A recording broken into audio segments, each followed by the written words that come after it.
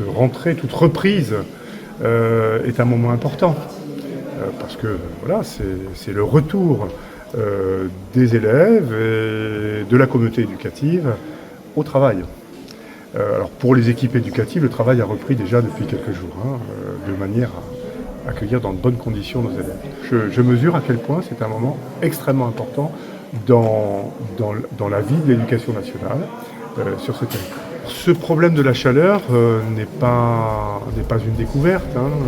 Je crains que ça ne soit que l'expression d'un problème beaucoup plus large qu'on appelle le réchauffement climatique. Bon, il se trouve que l'école est un lieu où ce réchauffement climatique produit des effets qui sont particulièrement difficiles à supporter, à la fois par les élèves, les équipes éducatives, c'est-à-dire les enseignants, les personnels d'accompagnement, les personnels administratifs. Donc comment faire face à ce problème du réchauffement climatique en actionnant 3 leviers. Le premier, c'est le calendrier. En rallongeant, à partir de l'année prochaine, la durée des vacances scolaires pour l'été austral, d'une dizaine de jours à peu près, entre 2 semaines et 10 jours selon les années, puisque à partir de la prochaine rentrée, les élèves reprendront au 1er février. Ce qui est un peu de temps gagné par rapport à la chaleur qui monte. Mais ça ne résout que très partiellement le problème. Il faut donc actionner 2 autres leviers. Peut-être le temps de l'élève, c'est-à-dire les rythmes scolaires.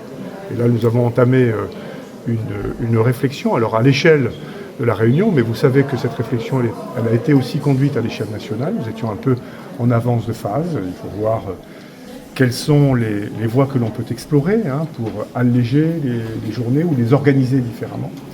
Et enfin, le 3e levier, c'est le bâti scolaire.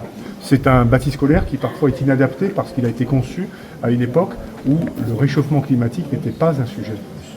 Les établissements qui ont été imaginés et construits dans les années 80 ou 90 n'ont pas été par référence à ce sujet qui devient un sujet extrêmement prégnant. Je voulais aussi vous poser une question sur le harcèlement. Est-ce que le harcèlement, en ce début d'année, est plus préoccupant dans nos écoles ? C'est une préoccupation de tous les instants. Le harcèlement est un fléau. C'est un fléau auquel l'éducation nationale s'est attaquée avec beaucoup de détermination. Je dois dire que l'Académie de la Réunion est une académie qui a souvent été distinguée pour les efforts qui y sont déployés. Chaque année, nous avons des écoles, des collèges, des lycées qui sont récompensés pour les dispositifs qu'ils mettent en place dans la lutte contre le harcèlement. Les équipes pédagogiques sont mobilisées. Nous sommes attentifs à toutes les situations qui nous remontent. Après, il faut aussi le dire, nous devons compter avec un phénomène qui se développe dans une société qui est sous l'emprise des réseaux sociaux.